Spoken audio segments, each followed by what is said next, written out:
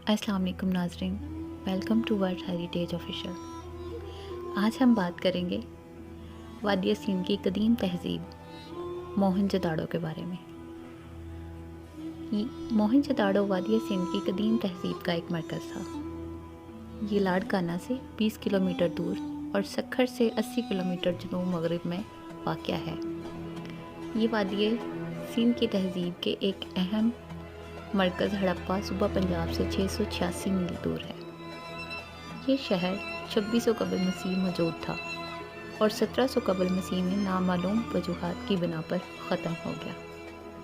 ताहम माहिरीन के ख्याल में दरियाए सिंध के रुख की तब्दीली, सैलाब, बैरूनी हमलावर या ज़लज़ला अहम वजूहात हो सकती हैं। इसे कदीम मिस्र और बैनुल नहरीन की तहज़ीबों का हम असर समझा जाता है। 1980 में यूनेस्को ने इसे यूनेस्को आलमी सकाफ़ती विरसा करार दिया। 1921 का वाक़या है कि राय बहादुर दयाराम सहनी ने हड़प्पा के मकाम पर कदीम तहज़ीब के चंद आसार पाए। इसके एक साल बाद इसी तरह के आसार रखाल दास बनर्जी को मोहनजोदाड़ो की सरजमीन में दस्तयाब हुए। इसकी इत्तला हिंदुस्तानी महकमा आसार कदीमा को मिली। महकमा आसार कदीमा के director general sir John Marshall ने दिलचस्पी का इजहार करते हुए इन दोनों मकामात की तरफ तवज्जो दी। चुनाचे राय बहादुर दयाराम सहनी, डायरेक्टर अर्नेस्ट मैके और महकमा आसारियात के दीगर अहकाम के तहत खुदाई का काम शुरू हुआ। ताहम खुदाई का काम मुकम्मल नहीं हो सका। वादिया सिंध की तहज़ीब की बेनकाबी और तशरीह शायद 20वीं सदी का अजीम तरीन असरियाती वाक़या है, क्योंकि इस तहज़ीब की वुसअत और मानवियत को 1922 में मोहनजोदाड़ो की खुदाई से पहले समझा ही नहीं जा सका। मोहनजोदाड़ो के खंडर डोकरी से कोई 9 मील की फासले पर लाड़काना की हदूद में वाक़या है।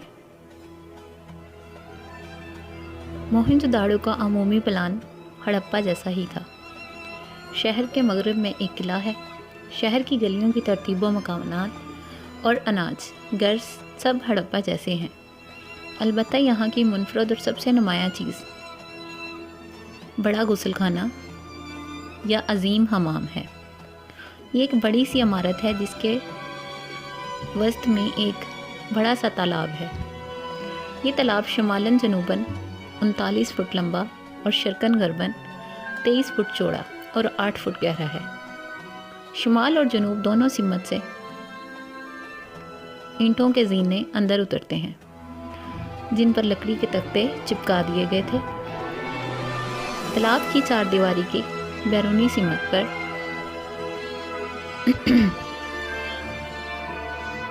लेप किया गया है।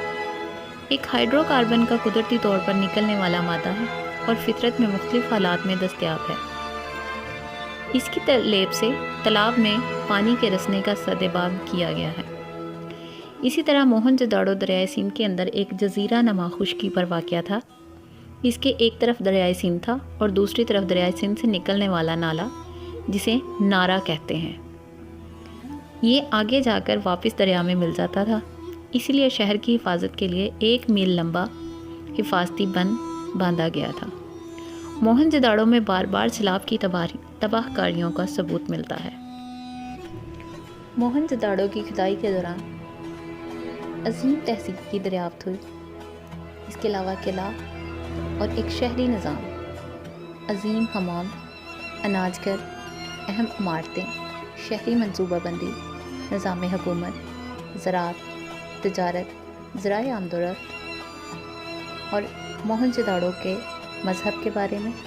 इसके अलावा मोहरें, मुजस्मे, धाती मुजस्मे, मूर्तियाँ, बर्तन, मनके, ज़ेवरात, मुतफ़र्रिक़ अशिया, लिबास, औज़ान और पैमाने, रस्मुल ख़त वगैरह की दरियाफ्त हुई। अनाजघर स्नानघर से यानी कि हमाम से कदीम तरीन अहद से ताल्लुक़ रखता है।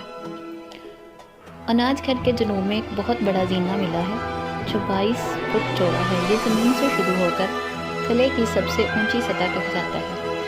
ये जीना अनाजघर का हम असर है। زینے کے گھر کے قریب ایک کنواں ہے، اس سے آگے چند دیواروں کے اندر بہت سے کنویں ہیں۔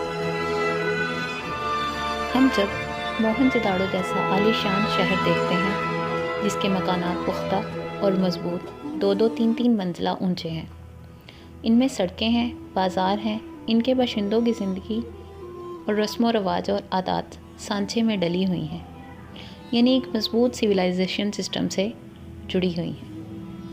یہ عجیب بات ہے کہ موہنجوداڑو کے وہ آثار جو سب سے زیادہ گہرائی میں پائے گئے ہیں وہ سب سے زیادہ ترقی کا پتہ دیتے ہیں، یعنی جب یہاں کے شہر پہل بنے تب یہاں کی تہذیب اپنے عروج پر پہنچ چکی تھی اور بعد ازاں اس میں زوال آتا رہا۔ موہنجوداڑو سے ملنے والی مہروں پر مرد دیوتاؤں کی تصویریں بھی ملی ہیں، مثلاً ایک مہر پر 3 چہروں اور سینگوں والا دیوتا آلتی پالتی مارے بیٹھا ہے، ایک اور مہر پر اس کے ارد گرد 4 جانور ہاتھی، شیر، گینڈا اور بھینس ہے، 2 ہرن اس کے تخت کے پاس بیٹھے ہیں، اس کے سر پر سینگ ہے اور یہ سینگ بھینس کے ہیں، سینگوں کے درمیان کوئی پودا یا مور کی کلگی ہے، یہ یقیناً زرخیزی کا دیوتا ہے۔ مارشل کا خیال ہے کہ یہ شیو ایک پرانی شکل ہے، یہ شیو کی ترمکھی مورتی سے ملتی جلتی ہے، یہ دیوتا چہرے پر بھیانک تاثر رکھتا ہے جو کہ ایک حاکم کے ہو سکتے ہیں۔ اس کے علاوہ زیورات کی موجودگی اس بات کا پتہ دیتی ہے کہ امیر عورتیں بکثرت زیور استعمال کرتی تھیں، جس میں سونے، چاندی اور نیم قیمتی پتھروں سے بنے ہار، گلوبند اور بازو بند شامل تھے۔ اس کے علاوہ سونے کے تعویذ جن میں سفید لئی جھڑ کر پھول بنائے جاتے تھے، سادہ سونے کے کنگن اور بازو بند ہوتے تھے جن پر سونے کا کام ہوتا تھا، گول منکے اور سفید مخروطی جو کانوں میں پہنے جاتے تھے۔ یوں تو سرخ منکے پر بھی سفید پھول بنائے جاتے تھے۔ موہنجوداڑو میں زراعت کا نظام، بڑی اجناس گندم اور جو تھیں، اس کے علاوہ تل اور مٹر بھی کاشت کیے جاتے تھے۔ کپاس کی کاشت کا ثبوت موہنجوداڑو سے ملا ہے، کپاس کے دھاگے سے بنے کپڑے کا ٹکڑا بھی یہیں سے ملا ہے جس پر سرخ رنگ چڑھایا گیا تھا، آج بھی سندھی اجرک یہ مخصوص رنگ ہے۔ اس دور کے سامان تجارت کی ایک نہایت اہم شے کپاس تھی، چاہے وہ روئی کی شکل میں ہو، دھاگے کی شکل میں یا کپڑے کی شکل میں۔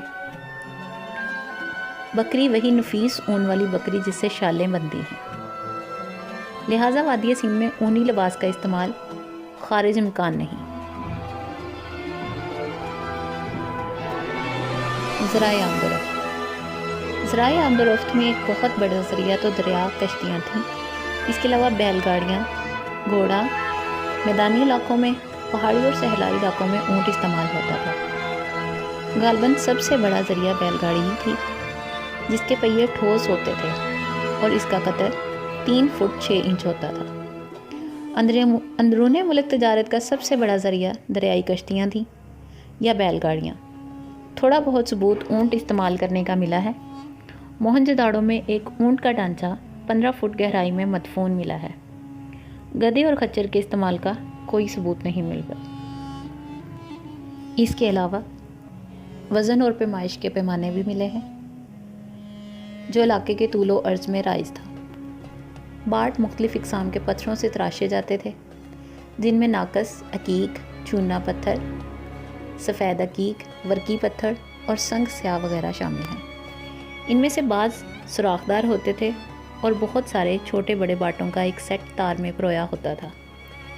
نہایت چھوٹے باٹ بھی تھے جو سناروں کے کام آتے تھے۔ عموماً ترازو کی ڈنڈی دونوں پلڑے لکڑی کے ہوتے تھے جو دھاگے سے بندھے ہوتے تھے، یہی وجہ ہے کہ ترازو کی زیادہ باقیات نہیں ملی۔ بعض صورتوں میں ڈنڈی تانبے اور اس کے علاوہ پختہ مٹی کے بنے ہوتے تھے، ان میں سے کچھ نمونے محفوظ ملے ہیں۔ اس کے علاوہ بچوں کے مٹی کے کھلونے اور بہت ساری موہنجوداڑو کی باقیات کھدائی کے دوران ملی ہیں۔ جی تو ناظرین، یہ تھی ہماری آج کی ویڈیو موہنجوداڑو کی تاریخ کے بارے میں۔ آپ کو میری یہ ویڈیو کیسی لگی اپنے کمنٹس میں ضرور بتائیے گا۔ مزید اچھی ویڈیو کے لیے چینلز کو سبسکرائب کرنا بالکل نہ بھولیے گا۔